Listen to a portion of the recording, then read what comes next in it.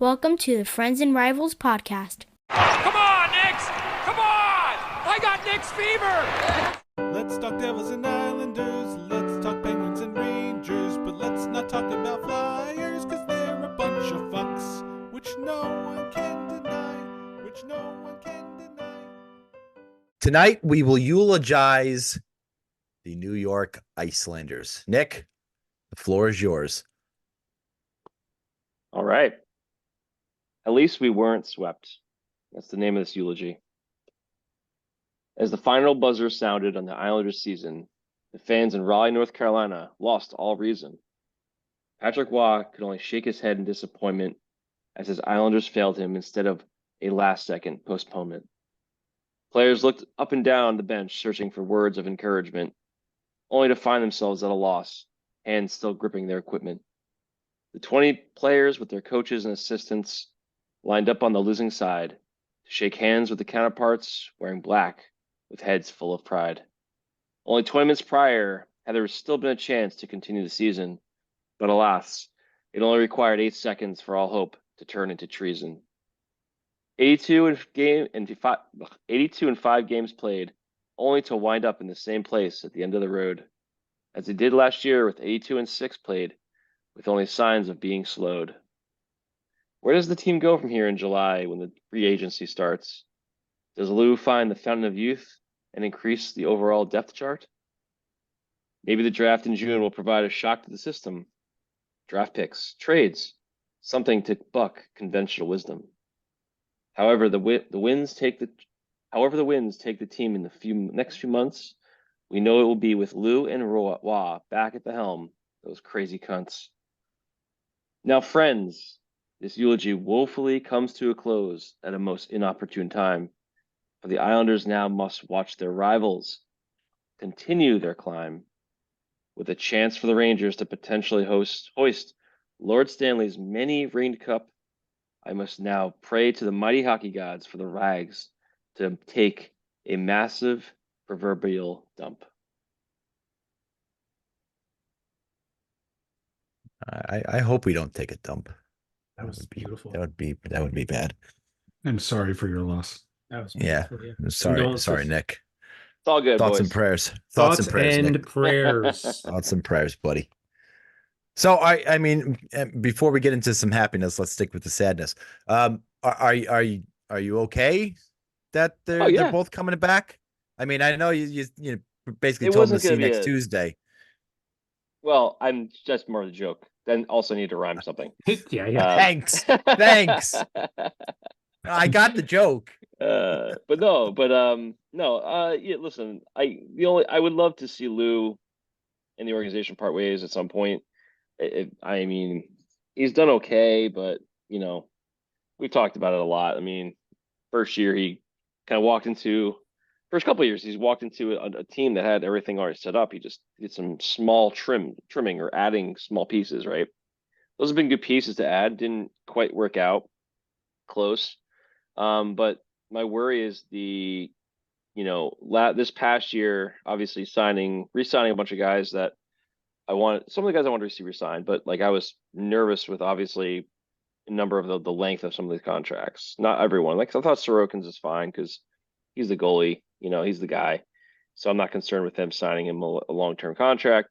Engvall's contract's a very small amount of money, but it's 7 years. I thought he's fine. I thought he's okay, but he did have a very slow start to the season. He just did not have a good. I don't know. He didn't look comfortable for a long time, and then he finally came back in the last few weeks of the season and with under Waugh, and I was fine. But Mayfield's contract, I didn't like at all. And who was the other one I'm forgetting? I'll forget him in a second, but Mayfield's, that's an albatross contract. It's again for not a lot of money, but he's going to be like 38 or something when he's done with his contract. And this year he just did not play well.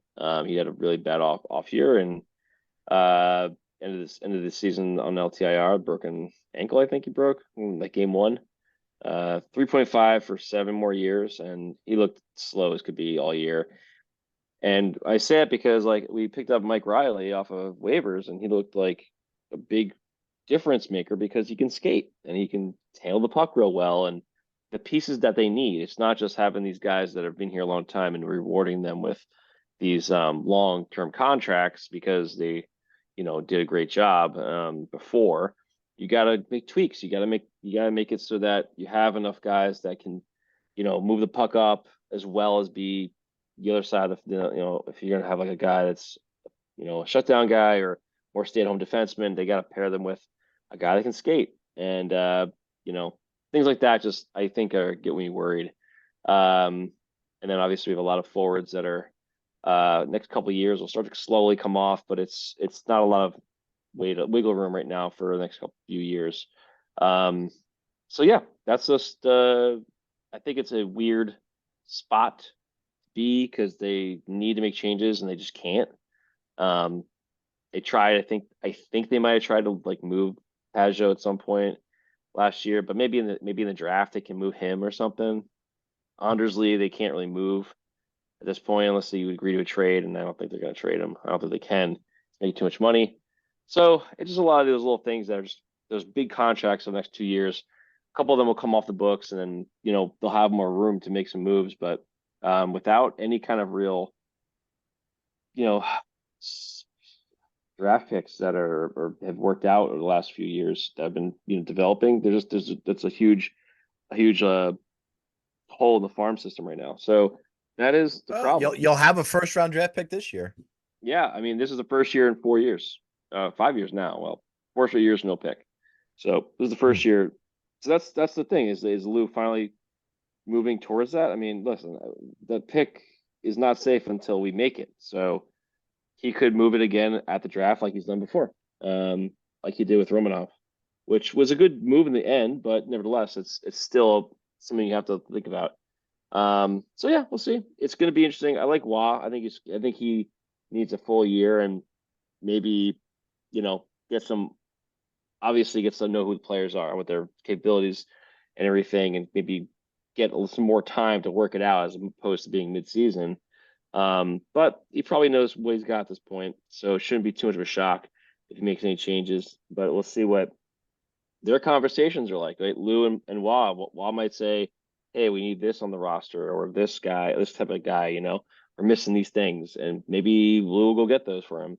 I don't know yet, but I'm hoping that they can work together well, and hopefully next season it'll, be a little bit better of an outcome. But being on the outside looking in all year, only to just barely make it in, is not where you want to be. It's really it didn't feel good all season, and even though we got in the playoffs, and again same result as last year, just one less game played in the playoffs. So not a great result. And I think it's not going to be it's not favorable for the Isles when you look at it from that perspective. So we'll see. We'll see if we can get a better third season next year, but they're still obviously in win now mode. They're not in the a rebuild of any kind. Yeah, and listen, we'll have plenty of time to talk about the Islanders, the Devils, the Penguins, and the offseason and what moves they need to make and how to improve the team over the course of the next. Well, we will eventually. We'll get there. But now we have to talk about the number 1 seeded New York Rangers, your President's Trophy winning New York Rangers. And they played against the Carolina Hurricanes in game 1 of round 2. And just going into the game, it just completely felt different than going into a series against the Caps. There was a lot of confidence going into that series against the Caps. Not as confident going into the series against the Hurricanes. However, I didn't necessarily like the way the Hurricanes played against the Islanders. I don't know if that was just because of who they were playing. The Islanders threw a lot at them. But I didn't necessarily like the way the Hurricanes were playing. And it certainly showed in game 1 of the Rangers series. But before we get into game 1, the Rangers had 6 days between games. We texted a whole bunch of times about if that was a good thing or a bad thing. And look, rest at any point in the playoffs is good, and it's definitely not something that the Rangers, and being a fan of the Rangers, that we're accustomed to, is rest in the playoffs. So this was a kind of a blessing. And I think Laviolette handled it pretty decently. He gave the team right off the bat 2 days off completely. Then gave him 2 hard practices, another day off, and then a practice before game day. I thought they handled that, managing those off days very, very well. And they got players to get some rest, because Fox was banged up in that last game against the Caps, and he had an opportunity to rest his knee, with a couple of extra days off, and they had a couple of hard practices in there. So we're also at the point in the playoffs where Laviolette's not going to really talk about the lineup. Don't even ask. Basically, is what is going on, and that's not just Laviolette. That's every coach in the NHL at this point in the playoffs. So don't expect to see any updates on lineups until you see them actually in the game. What you can be sure of is that Igor will be starting every single game unless something catastrophic happens. As for the game 1, 4:00 start, kind of an odd start. They were definitely protecting themselves to make sure that game 7 was in prime time. And they certainly did that, and they definitely got a good one. We'll talk about that in a few minutes. But for the Rangers, kind of couldn't ask for a better start. 2.5 minutes in, Zibanejad gives them a 1-0 lead. Kind of a broken play too, where you don't necessarily see the Hurricanes miss defensive assignments that much, especially leaving the center wide open in the slot. Yeah. Good God. But it was more of a gift goal. And then the Rangers get a bad break listen, it was a great shot, terrible deflection or great deflection, depending on your no, great. I mean, depending hang on it your down into the ice and send it top corner. I mean, that's a great deflection. It was just bad break, nothing you can do. But then the Rangers get a couple of power plays in the first period and go 2 for 2 on the power plays in a total of 19 seconds and 2 shots. They get 2 power play goals, one by Mika Zibanejad and one by Vincent Trocheck. The one by Zibanejad was kind of one we didn't talk about last week, and we were talking about the different ways that the New York Rangers power play could beat you. And this was just 4 really quick passes and 2, kind of no look passes. Two behind the backs. Players, yeah. Just knowing where your players are going to be. That was Harlem fucking Globetrotters type power play right there. It really was. It really, the power play is very, very dangerous, as evident in game 1 for sure. And then the second power play goal came on the bumper of, just catching the Hurricanes out of position a little bit and chasing the play, not being aggressive, but chasing the play. And how much can you chase a play in 19 seconds, right? Or split the difference, be 10 seconds. But by the end of the first period, the Hurricanes were down 3-1, and it was a really tall order for them to come back. But as we saw all throughout the Islander series, come back they did, and plentiful. And without any scoring in the second period, within the first 2.5 to 3 minutes of the third period, Carolina cuts the lead to 1. And then you get a goal by Artemi Panarin. I mean, it's a goal that I think Anderson's got to stop. And it just squeaks through the armpit of Anderson and trickles over the goal line for a goal. Regardless, it's a 4-2 Rangers lead. Toward the end of the third period, after the Hurricanes have pulled the goaltender, they get within 1. And I kind of knew that was going to happen. That's why the goal by Panarin was so key and so important to regain that 2-goal lead. Because a team like any team, not just the Hurricanes, any team that's in the playoffs right now is a dangerous team, and they can score. Late in the third period with the goalie pulled, really any team almost at will. Maybe not at will, but they have a really good chance of scoring when they pull the goaltender. So a couple of penalties after that, and the Rangers get a 4-3 lead. I want to go back a little bit and talk about a couple of key things that happened kind of earlier in the game. The Tony DeAngelo hit, which was kind of really talked about between PK Subban and Mark Messier, even between and the intermissions.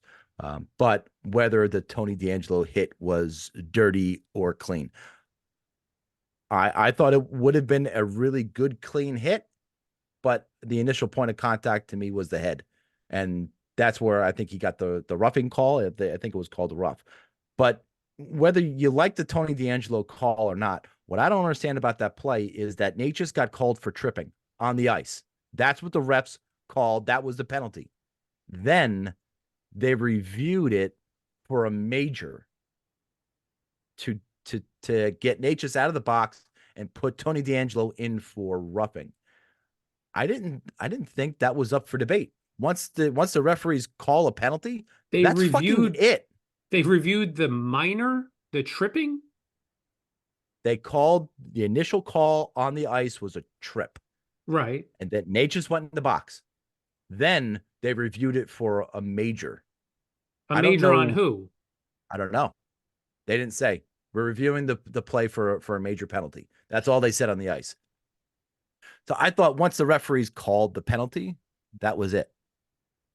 Did I miss a meeting somewhere that says this is now up for fucking debate, that we can call anything a major penalty at will? Well, they don't know what they're fucking doing. So I mean, you just put your hands up like you just did and move on. You know, like what are you gonna do? Shit. They don't know what they're doing. And this whole fucking Rempe thing. So this is what we talked about a little bit, and Steve was like, put him in for game one, see what happens. I didn't disagree with that. Team was they're still going good. Do I put Rempe back in the lineup in game two? Yeah, probably. But he's getting called for penalties that he shouldn't be getting called for. He got called for goaltender interference where Stahl clearly pushed him into Anderson, and he gets called for the goaltender interference. You're not going to get those breaks, man. You're just not going. He's not going to get those breaks.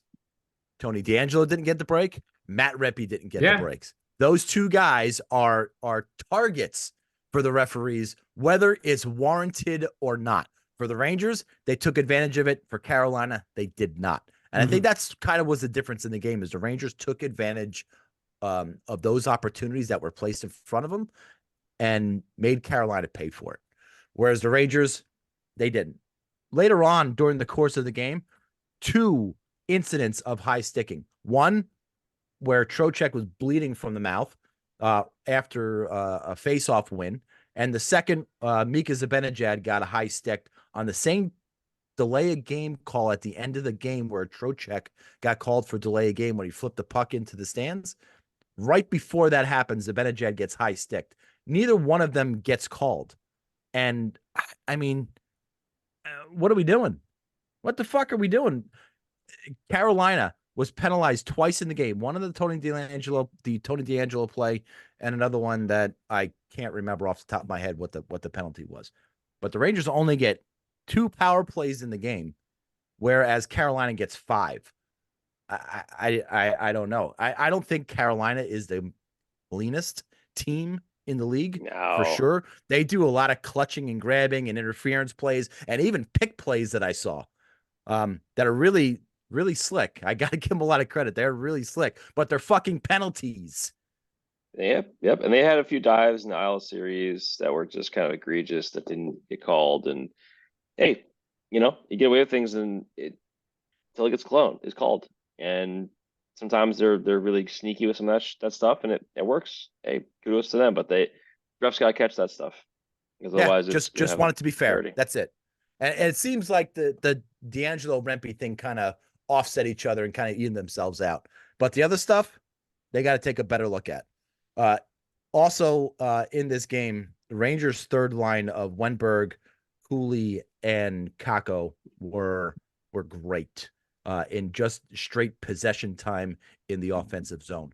Didn't lead to goals, but it led to great chances and time where Carolina did not have the puck, and even when the Aho line was out there.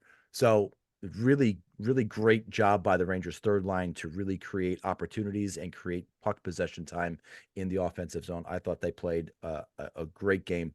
And look, there's lots to be excited about. There's lots to be happy about, but it was overall a great 4-3 win in game one of a series that's going to be pretty well contested. And I think Carolina's going to make a couple of adjustments, maybe sharpen their skates after skating on the cement at the Prudential Center today. Skating on the big rink with no ice down, that's going to be a problem. Nah, somebody did send out a picture, and it was the Devils practice facility, by the way. Thank God. Or there's no ice on the main rink, so if you're practicing there, you got problems. You're gonna have to retape your sticks.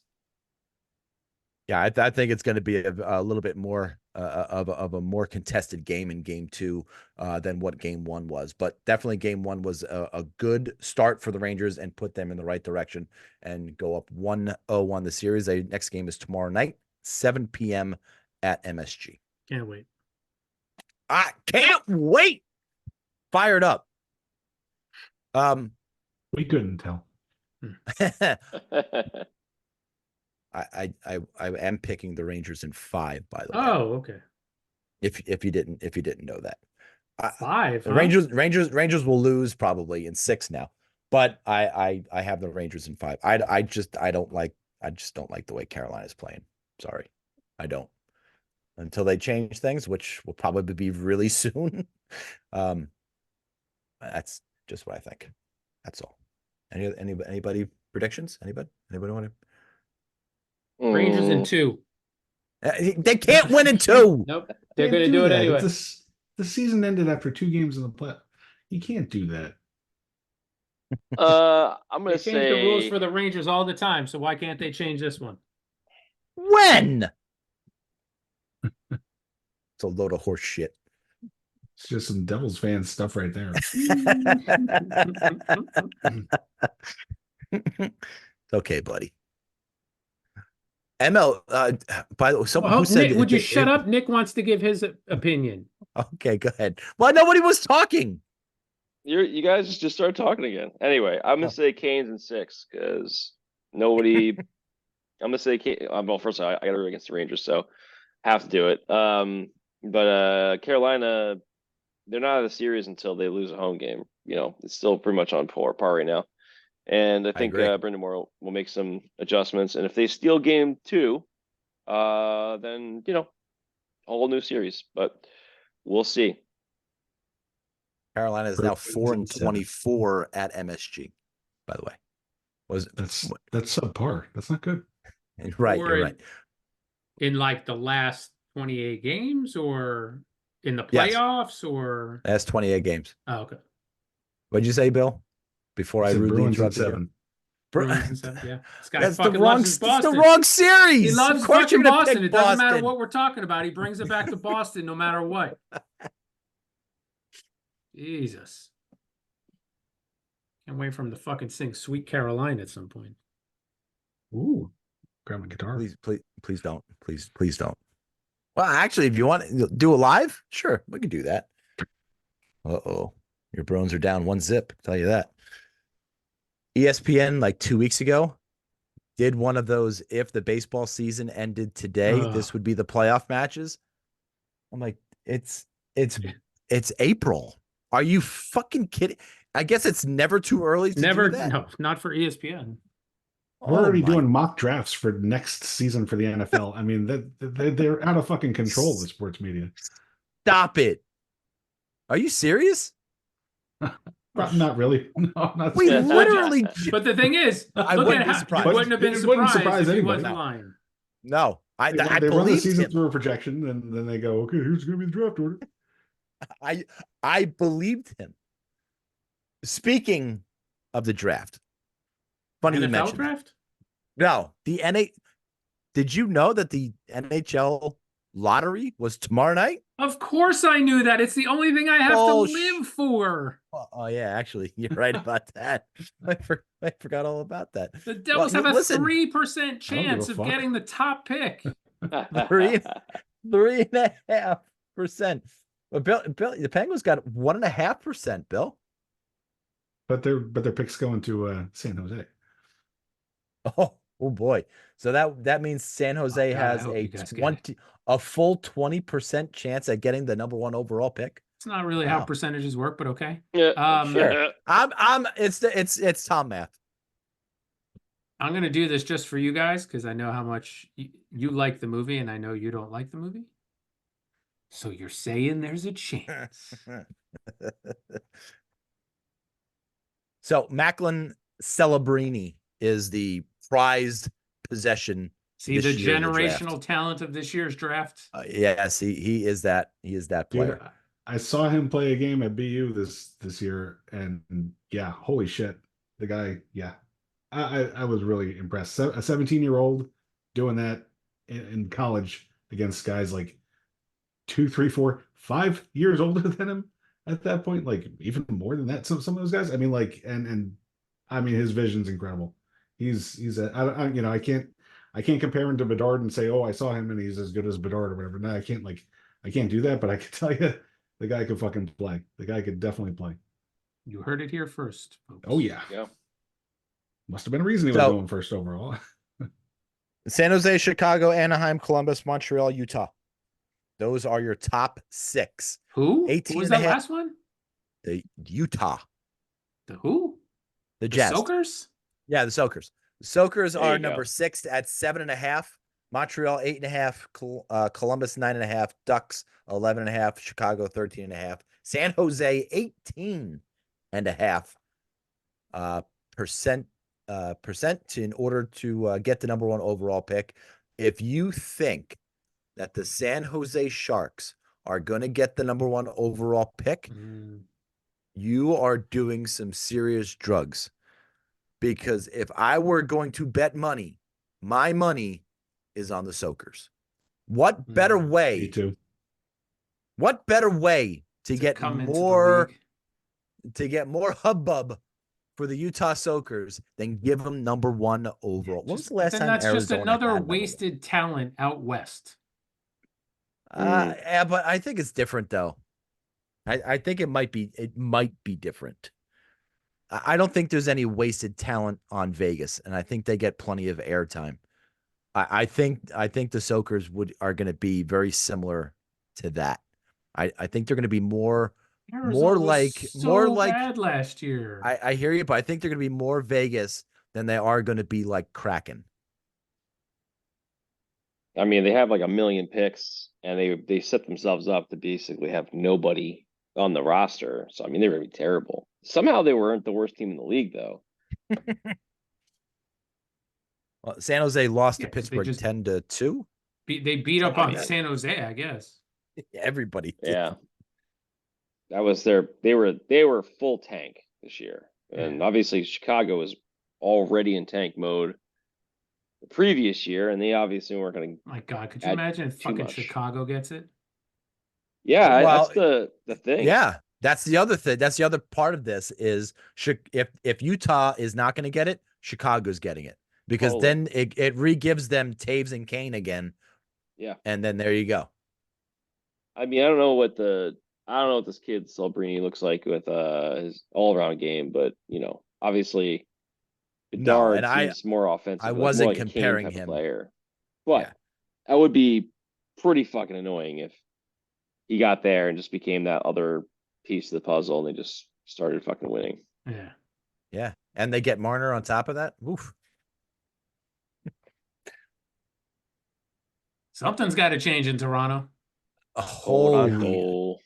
So for like the 5th year in a row, we say that. Yeah. The Leafs are exactly who we all thought they were, and we talked about this last year, or last week rather, and last year for that matter, the year before, Every year. the year before that, and the year before that. The Shanna plan is, as they call it, is not working. The coach will be what, the 18th coach now to leave a head coach vacant in the NHL. So I don't know. There's something large has to happen in Toronto. Something monumental. Well, and is it a shakeup from the top down? Like, if the Shanna plan isn't working, does he got to get the boot? Yes, I think so. Already? Yeah. Well, already. It's been 3 already? years. It's been there forever. 4 years. It's been 3 or 4 years. You're and he I'm thinking Dubas. Yeah. You get a very short leash up there, apparently. Yeah. In Toronto. Yeah. But they can't bring back the coach. The coach has got to be fired.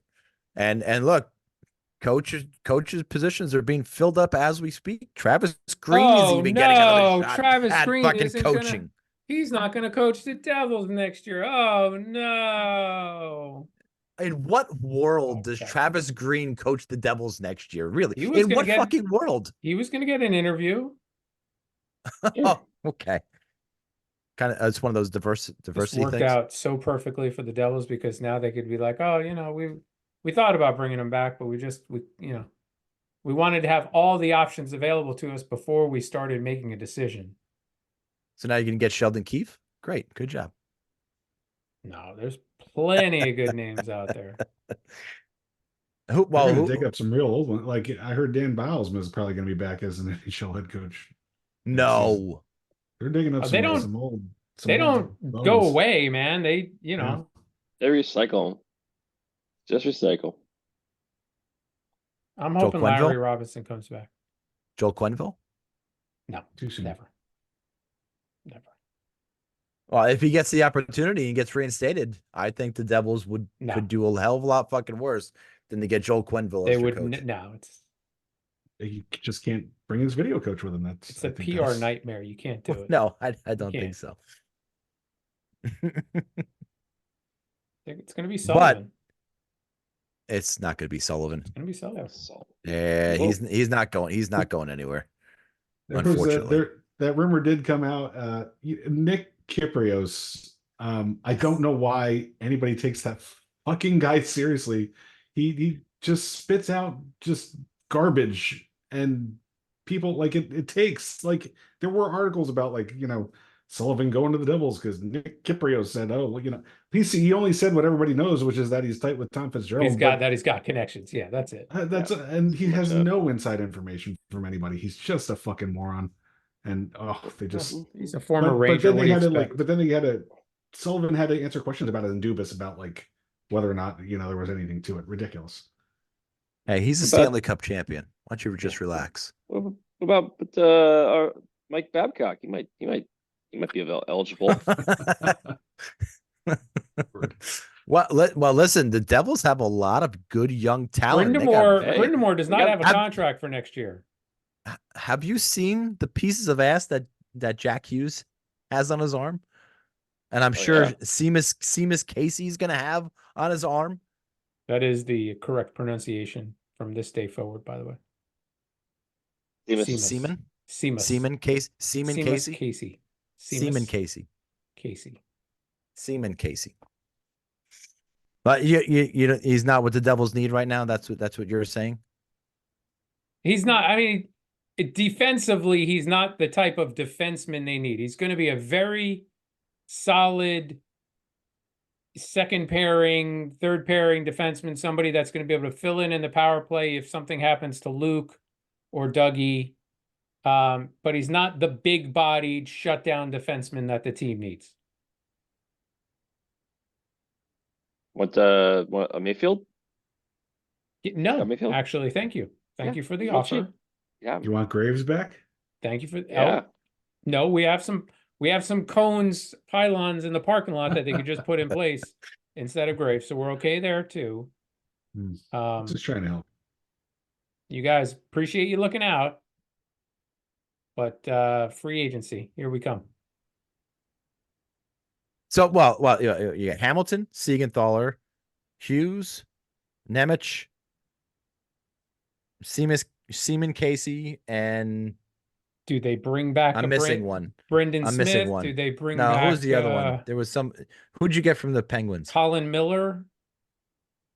No, is still around. Who the hell was Marino? John Marino. Thank you, John Marino.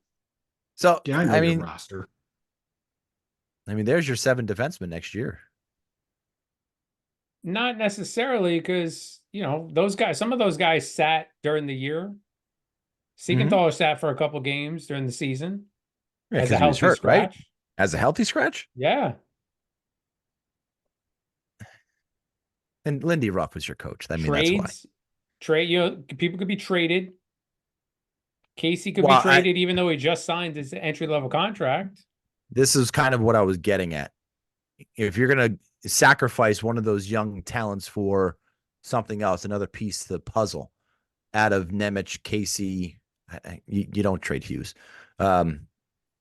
Marino, those type Siegenthaler, who are you trading away? Nemec, Hughes, and Hamilton are not tradable. Those guys I would consider untradeable. Okay. Untouchable. Yeah, everybody else can go. I don't know what Casey is as an NHLer, so I'm okay letting him go. And let somebody else try and develop him. And as good as Siegenthaler was 2 years ago, he regressed last year and just wasn't effective. I mean, listen, it could be less is more, though. You could just Nick, be like, Nick, you let these Nick, guys. That's enough. That's enough Devils talk. That's enough for like a month. We're good. Let them grow together. We're good. Bit. These guys are pretty young. I mean, sometimes you have a off year completely. The coaching change alone could just potentially. I still think I would much rather have a healthy Marino over a healthy Siegenthaler in that lineup. Like if it came down to those two, I would take Marino over Siegenthaler. And then your Brendan Smith and your Colin Miller can just fuck off as far as I'm concerned. I'd much rather talk about Pete Dewar becoming 8-0 as head coach in the playoffs. His name is actually Pete DeBoer. Pete Dewar is one of our loyal listeners. I know that's why I said it. And that confused me. Do not disrespect the Cavs by comparing him to Pete DeBoer. Listen, 8-0 in game sevens. Good for him. I thought that was an absolute clinic by Dallas last night in the third period against Vegas. And you know what? Happy trails, Vegas. Go fuck yourselves. Is Vegas the defending champion still? Yes. No. Because why wouldn't you say so? Because they lost. They're gone. Nobody else has won the cup. But nobody else has won it correct. Yet. Between now and to decide that. Yes, exactly. So they're still the defending champion. No, you're not. There's no defending champion. There's no defending anymore. So you're done. Okay. So then they're still a champion. Former champ. They are last year's Current Stanley champion. Cup champion. Current champion. Current champion, not defending champion. There you go. Okay. If you want to, yeah. Sure. They were the last team to etch their name on the cup. Well, they didn't really etch their name. Somebody else does it. Really? They don't just sit there with the hammer themselves and chisel their own names. No. Oh What my the fuck is wrong with you that I laughed god! at that? They bring somebody in from the Stone Ages to Really? do that. Boston up 2-1. Ooh, toward the end of the second period. You counted them out, you little fuckbag. Ha ha ha. I did. Now, that's a team that didn't really have much rest. If you're talking about rest in the playoffs, they had to play overtime game 7. 2 nights later, they were back on the ice. This guy's talking about rest. He's talking about rest, not a game, not a game. He's talking about rest.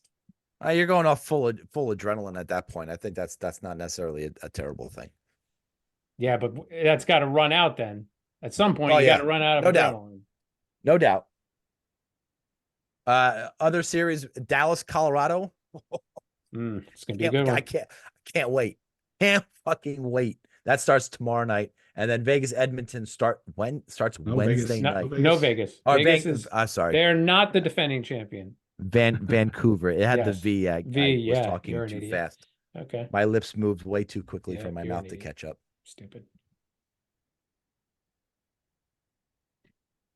So mean tonight. My goodness gracious. My goodness. Cut me off during Devil's Talk. God, it was enough. Please. Your own fault. Yeah, you're right. Stupid me for bringing it up. Stupid. I will not make that mistake again. I promise. Yummy. All right, Billy, you DTF? DTF, baby. All right. Here's this week's weekly WTF. Now this is the wrong bell. Bing-Bong. Guys know that? The New York Knicks? That's the New York Knicks thing? The Bing? No? Nobody? Nobody knows the Bing-Bong? Does that happen at introductions? No, it's just what the fans say because that's I'm the just sound of the subway. Anyway, I'm all right. picturing in my head the fucking the noise they play at Yankee Stadium when a Yankee hits a home run. Right? Isn't there like a dun dun dun dun? Yeah. That's when he says Bing Bong. That's what I thought. But when do Hmm. they say this Bing Bong? Just all the time. They're fucking annoying with it, really. Okay. Like you pass somebody in the street and you go Bing Bong. Yeah, exactly. Yeah, if you're a Knicks fan talking to a Knicks fan or whatever, yeah, you do the Bing Bong. Yeah, that's their okay. So anyway, Bing It's Bong. The it's New like York that. Hey, Knickerbockers. brother. Yeah. The New York Knickerbockers are shaking and baking, dishing and swishing, bounding and astounding. After disposing of the Goon Squad from Philly in round one, and after 6 games, the Knicks move on to round two and face the Indiana Pacers. You know the Pacers, a team that was named after the only sporting event that they really give a shit about in Indiana, the Indianapolis 500. The team name comes from pace cars from the big race. It's like it's the same thing as if like the New York WNBA team was called the New York Real Men Basketball Team. It's like the sport that they actually want to care about. So, okay, so that's the series that we're setting up now.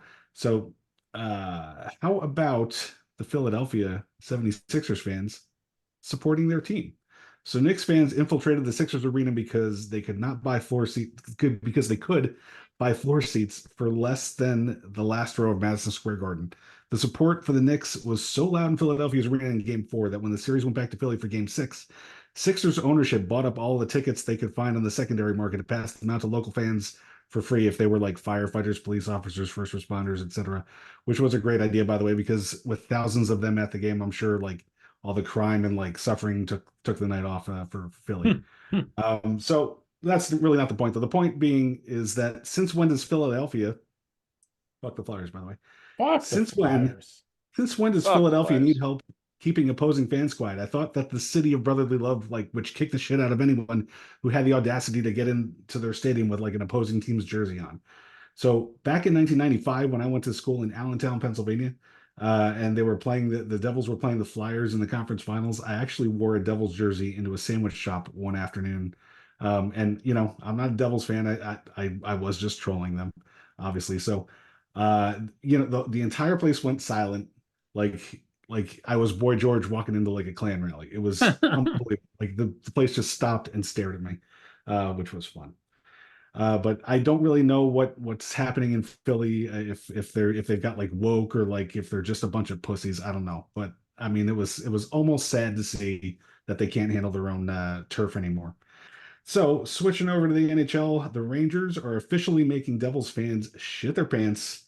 It's well established that Devils fans really care less about supporting their own team than about rooting against the Rangers. So this little brother, their little brother complex has been like the basis of like psychology books, textbooks for 40 years. So the Devils fans have to worry about the Rangers, who are now 5-0 in the playoffs for the first time since anybody 5-0 in the 94. playoffs for the first time since 1994. That's correct. So if the Rangers win, you know, Devils fans are going to have to come up with some brand new excuses for that. But I'm going to say to the Devils fans, though, you could rest easy.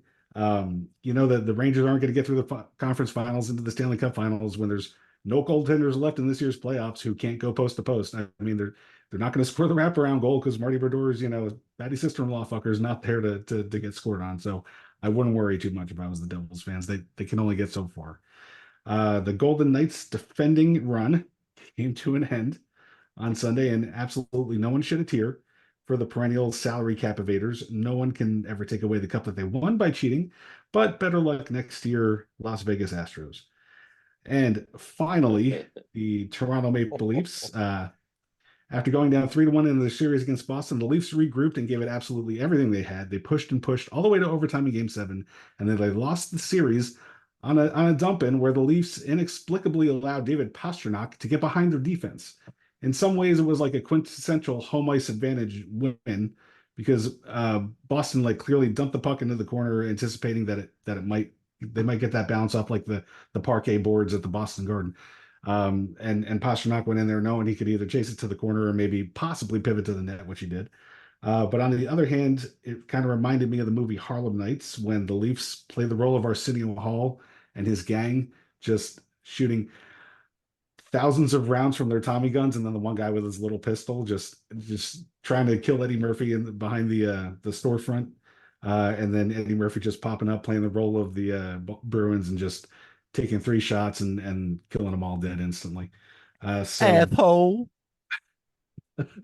I mean, how you let David Pastrnak behind the defense in overtime is fucking baffling to me. So get a defense, Toronto, and that's the end of this week's weekly WTF. Thank you.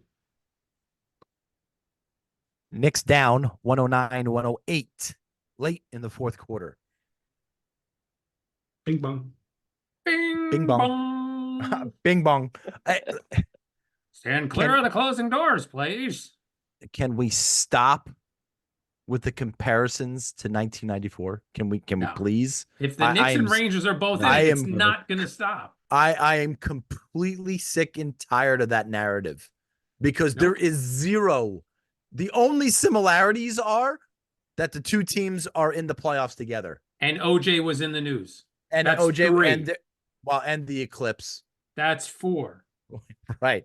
So, you're not making a case real good there, buddy. But outside of that. But it's so nauseating. That was 30 years ago. It was 30 years ago. Yeah. We're sick of hearing about 1994 too, pal. We don't have a time machine. We've been sick of hearing about it since 1999. We don't have a time machine. 5 years to enjoy it. However, well, maybe that could be a little foreshadowing. Time machine could be foreshadowing. Knicks up. Yeah! Sorry. You're 111, 109. You're ahead of me. You're ahead of me big time. No, it's 109, 109. It's 109, 109. God damn it. You're going to know who wins before me. I love it. Every time. Pause it for 3 seconds and then turn it back on. None of you ever do that for me. None of you ever. Mariano Rivera, Nestor Cortez at the game? That's awesome. All right. Together? Money Talks, Nick. Sponsored by E-Trade. Money, it's a gas. Grab that cash with both hands and make a stash.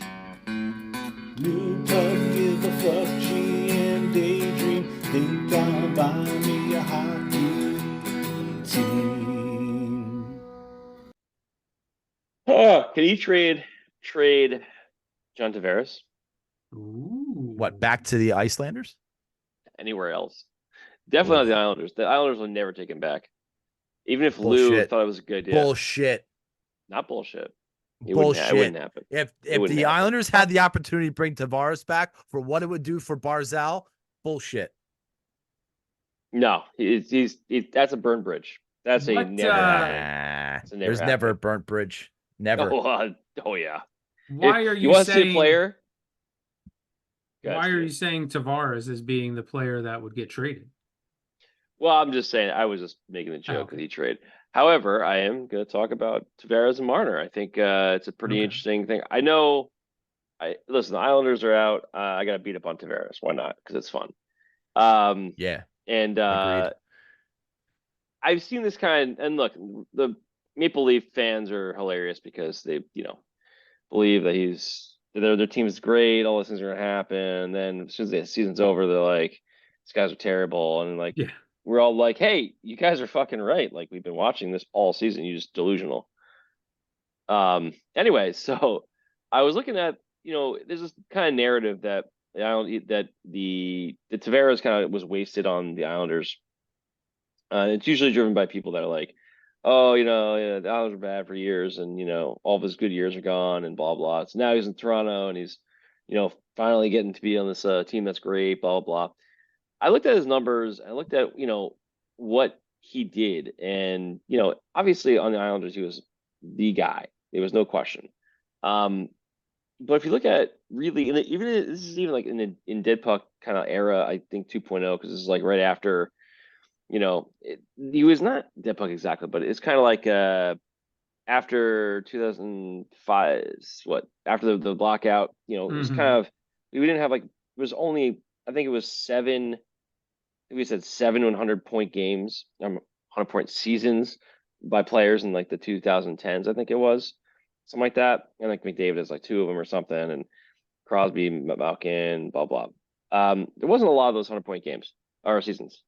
But even with that said, in the island, while Tavares was in the island, he played really, really well. He had 81 points, 86 points, 84 points. 3 times he was in the mid 80s. Each year he had of that, he played all 82 games. But he wasn't quite always, point per game every season. He was pretty good. He almost won the scoring title the one year when he had 86 points, missed out by I think he got past the last game of the year. Played really, really strong, but his plus minus was never very good. Everything was always very mediocre. I've talked about it ad nauseum before that his defense was really just not great, and he just slowly turned to a better player over time. But it took a long time for Isles to get him to get to that point where he could be really a more complete player.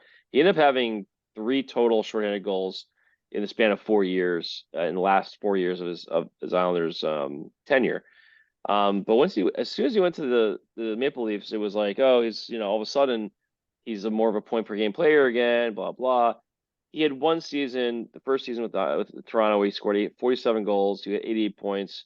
His best season by a whopping 2 points over any season in the Isles.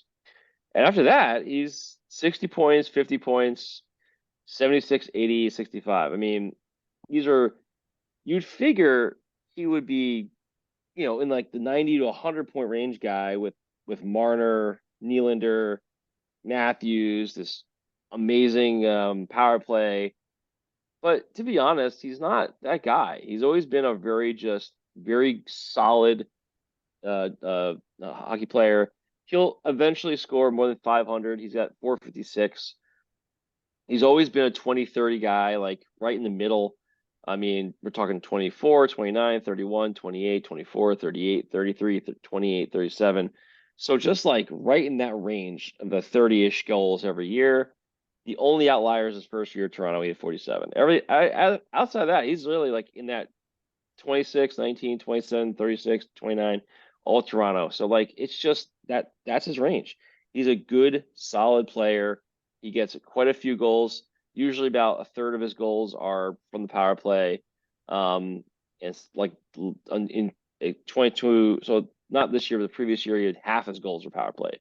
I mean, he's never been a very good skater, and that's all, what translates to him not being a great 5-on-5 guy, which doesn't make him as good as a Crosby, a McDavid, a Stamkos. Those elite guys. And I think it's been interesting to watch. And so now that he's been making $11 million a year the last 6 years, and it's all equaled for the Toronto Maple Leafs, one playoff first round win. Yep, series win. And that's the whole thing. The narrative is that, and when he was in the Islanders, he only had 1 playoff series win. Well, the Isles were not as good, obviously, as a team. Every year they didn't have 4 supposedly superstars on their team. I think that you can make the argument that Marner and Matthews definitely are right there. And this year has been kind of an emergence for Nylander for sure, and he's looking like he's going to be the future with Matthews there. But now, what do they do? They're in a situation where they have 2 guys with 1 year left in their contracts. Will be UFAs the year after that, and to be honest, they have not much in terms of their kind of futures. They have this year they have the first, no second, no third, and then in 2025 they don't have a first round. They don't have a pick until round 5. Jesus. Yeah, and then 2026 they don't have a second and a fourth already. So I mean, they just really churned through a lot of their futures for this team, and now you're in a position where this team has just not made any progress. They have to make a decision. Do they start to look to see if they can move Tavares with his 1 more year of 11 mil, Mitch Marner for 11 mil, and Mitch Marner, he's 27. He could go sign. He could do a signing trade somewhere. He's not really a bad guy to build around. Arizona, San Jose, Chicago, these are all places that would love to take a Marner in his prime, I'm sure, and develop around him. Marner's got over 600 points in his 7 seasons. 1, 2, 3, 4, 5, 6, 7. It's his 8th season, 639 points in 576 games. he's well over point per game. Granted, he takes advantage of playing on a very offensive minded system, but he's going to be someone that people are going to be asking about. That's a significant number of games per season too, right? That's probably somewhere in the 70. Yeah, Right? he's only had two seasons under 60 games. He had 77, 82, 82 his first 3 seasons, then 59, 55. So he was hurt in those 2 seasons, or no, that's not hurt. I'm screwing that up. That's a COVID year. One of them was COVID. Yeah. Yeah, it was COVID year. The 1920 was 59 games. Yeah. Was that? That was the season it got canceled. Got canceled. Yeah. And So then the next one was the abbreviated version. Yep. Then 72, which is in 21, 22, which is, I don't think we missed games there, right? That was just right. So he missed 10 games.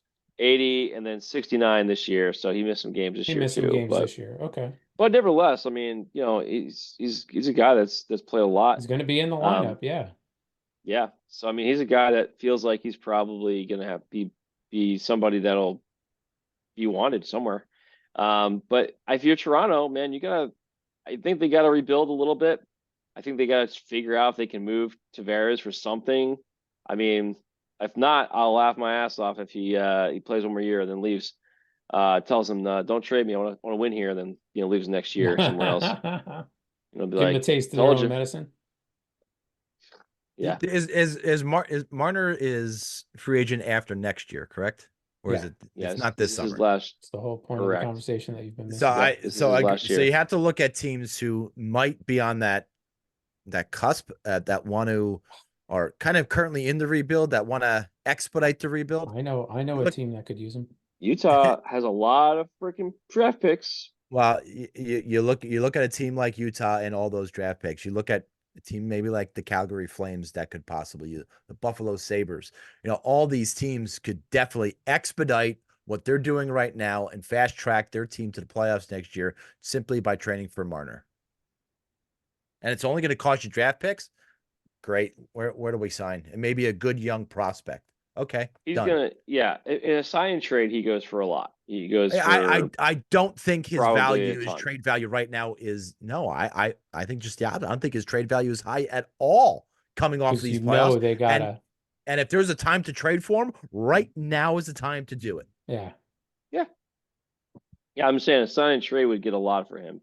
Just signing him or trading him as a well, you don't have to sign and trade him, because that's more of an NBA thing, I think, typically, because NBA teams can go over the cap if they re-sign a player versus a free agent signing somewhere else. Well, there's no real benefit to a sign and trade other than you're going to give up more capital to get him. Well, yes, but otherwise, to the team trading him, it's not as important. Like if Toronto trades him, next year at the trade deadline, for instance, they'll get the least amount possible for him. And to be honest, most teams want to sign. They don't want him for a year. They want him long term. So in order, that's why I think more you gotta. That's gonna be tough. You got to be able to negotiate with his agent before the trade is finalized. That kind of thing. Sure, but I think he'd go for at least a first and top prospect and a roster player, or multiple firsts and a prospect, top prospect, something like that. I think it could happen for some team. So we'll see. But anyway, my thinking here is that Tavares is going to have to go. Him and Marner definitely, but I think the narrative, like I mentioned, around Tavares has been that he was years were wasting away on the island, are slowly dissipating with his continued collapse in the playoffs, and just not having the full skill set he needs to be a really solid player. So a really elite player, I should say. But anywho, I was so waiting for you to get there. Wow. 118, 117 Knicks with, was it 16 seconds left? 12. Well, on mine is 12.1 seconds. I don't know how mine you. Yeah. But they keep having to go back to replay. Like, this is the slowest fucking. Yeah. Like, Basketball games used to always take forever, but now now the referees have to review every fucking play. Everything. It's ridiculous. I'm same. And it I'm was, same 12 point. How are they now? Now they're reviewing the offensive foul. it seems like they're reviewing something there, and it was very clear. I mean, it was a move of the business. Knicks have done anything to give this game away. Yeah, Throwing 100%. the ball off of an Indiana Pacer and then letting it hit you out of bounds.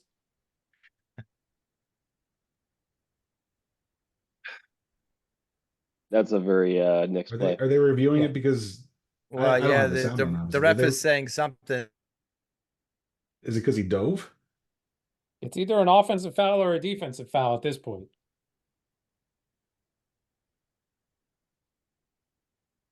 His feet were moving. That's the whole problem. Yeah. So they're probably watching, right? I mean, that looked. But it's a horrible time to be buffering. They don't just great like time in for you to be girl game. buffering. They don't call like a defensive foul because he flopped. They don't call that shit. No, Yeah. it is Knicks ball. Knicks ball. No shot clock. Yeah, now if they can get into fucking inbounds and not fuck it up. Well, as long as they don't give it the heart to try and make a free throw, I think we'll be okay. True. Yeah, they need to get somebody who can actually make free throws. That's accurate. Don't count your chickens. I mean, the NBA is fucking crazy with these endings. Fucking sorry, we got any fried chicken? I don't have any chickens. No. Fresh out. Shit. They counted them. Oh shit. Oh, is he getting a technical? No. Shooting all alone? What was it? I don't know. I have the sound off. I have no idea. But he did get a free throw and the ball and possession. So is that technical? Was there anybody on the line when he shot the free throw? No. Then no. Then it's just that's just a foul. Yeah. Yeah, that's just a. Well, when Brunson threw it off the Pacers player and go out of bounds and actually hit him when it went out of bounds, the play Steve was referring to, he fucking threw that ball at the Pacers player. That guy was hurting. That was so funny. That was great. You gotta do it. Make it fucking hurt, man. That's right. But another stellar game by Brunson. 41 points. Unbelievable. 4 games in a row over 40 points. Okay. Oof. Guy who you did that last, Michael Jordan. Yep, great. Next. Wow. Next. Yep. Hey, yep. Here we go. Here we go now. All right, let's go this date. Let's go this date in Steve's stomach. Oh, that feels better. Brought to you by Coca-Cola Zero Sugar. Round here, we're saving calories. Round here, we all look so lean. Round here, we enjoy Coke Zero, but sacrifice flavor, no. Round here, Coke Zero's the way to go. This one's going to bring us to the year of our. I know I said I'm sticking in 2011. I couldn't let this one go. This is go to 2017. Go to October. Well, I got 2 dates here. I want them both. Give me October 5th first. October.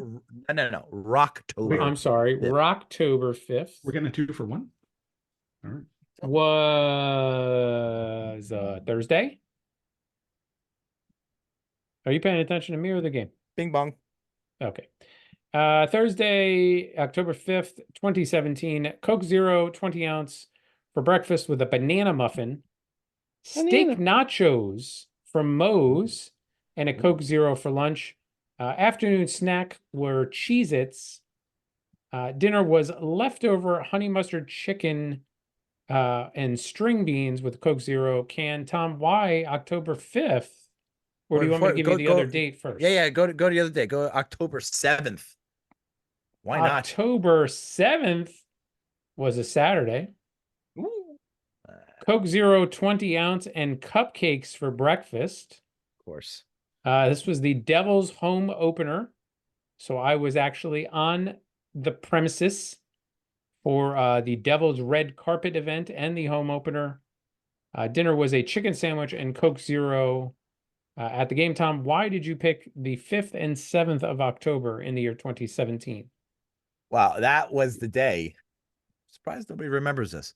That a man claiming to be from the year 2048 says he's back with a dire warning. Well, that's right. A Wyoming man accused of public intoxication of all things, allegedly told police he traveled from the year 2048 to warn mankind of an impending invasion by extraterrestrials.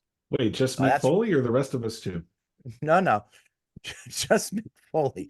Brian Johnson issued his grave warning to Casper police Monday night after officers were called about a man and his out of this world message, according to an arrest report obtained by the HuffPost. Johnson, who police said smelled of alcohol and spoke with a slightly slurred speech, allegedly told officers the aliens were coming next year and we needed to make sure to leave as fast as possible. According to the report, he did not specify an exact date or time for the aliens' arrival. He refused to speak with nurses or doctors and instead insisted on meeting with the president of the town, police said. This guy had to be snotted. Yes, apparently. Johnson informed the officers. Presidents of their towns. Yeah, I guess. Johnson informed the officers that he was able to travel through time because the aliens filled his body with alcohol. He also claimed he stood on a giant pad, which then transported him to the year 2017, though he said he was supposed to be sent to the year 2018. Johnson, who allegedly found with a blood alcohol concentration of 0.174, was eventually transported to a detention center without further incidents. Of course, the joke could be on us if all of this turns out to be true. Well, that's what happened. Time travel is going to make you lose nutrients, and alcohol, you absorb alcohol into your system faster. I mean, it makes sense. It makes plenty. Time's a creep. Time is a weirdo. Where does he come up with the shit? It's so disgusting. I like sense. I like that he came to us with a grave warning, not just a regular warning. No. A grave warning. You said a grave warning. I said a warning, and you said a grave warning. I know what he said. I don't have to have the read back to me. Okay. And the Penguins didn't listen, and they signed Ryan Graves anyway. And these guys, look at they how don't it even ended know. up. I mean, neither he was of them just know trying what to come that's back and warn us. Not a clue. Neither of them know. Listen, you can't handle the truth. Now they get it. Truth is out there. I think one of them gets it. I don't know what the other one does. The other one's scratching his beard. Oh, wait. Never mind. And that's going to do it this week. Boston up 3-1. Everybody said Florida, all the experts, I mean, besides the four of us on this program, said Florida in 5. Which that's dumb. Still could happen. Could still happen, of course. Still could happen. Look, Dallas came back and won 4 straight, right? Should be a long series. No, it wasn't 4 straight. It's still early in the third period too. It was 7 games, Steve. They couldn't win. As high as I am on the Bruins, they were down 2-0. No, not by any stretch of the imagination. With Florida being on the power play now, and I like finally they went to just one goaltender, Boston. I think that was a good, smart move on their part. You don't need to get the other goaltender into the game. Not everybody's got to play, guys. All right. Dolts. Necessary roughness, right? Hey, what about me? I haven't gotten into a game yet. You can put me in. That was the announcer. That was, I like Rob that guy. Schneider. Rob Schneider. Yeah, a young Rob Schneider. Yeah. All right. Well, that's going to do it for us tonight. Nice. Next week, you'll get a show on Wednesday. We're going to If you're record Tuesday lucky. evening. If you're lucky. I think we'll be all right. I will be on location in Chicago. Here you go. Where the number one draft pick from the NHL draft will be possibly residing. Very, very well could happen. Don't forget to go on the Twix at friends_rivals. Give us the old follow, little tickle and follow. There was a tweet this week. What? Well, yeah. Really? There was a tweet. Marketing department is back in effect. Did I? I don't know did you do it tonight? No, I did it last week. The marketing department did it last week. They even made sure to thank Hockey Minor Stat for Hockey Stat Minor for his contribution. Yeah, Of course, he didn't like it, follow it, or retweet it, but whatever. No, not even a little bit. Yep. All right. Don't forget to while you're going on to get the podcast, don't forget to give us a like, a follow, a comment, all that stuff. Turn on notifications so you never miss an episode of the Friends of Mine podcast. Billy, say something. Bing-Bong. Oh, my friends and rivals. Flyers fuck, flyers fuck, flyers fuck off. Flyers fuck, flyers fuck, flyers fuck off. And Milwaukee any good? Is that the guy with the really long, weird name? Giannis Antetokounmpo.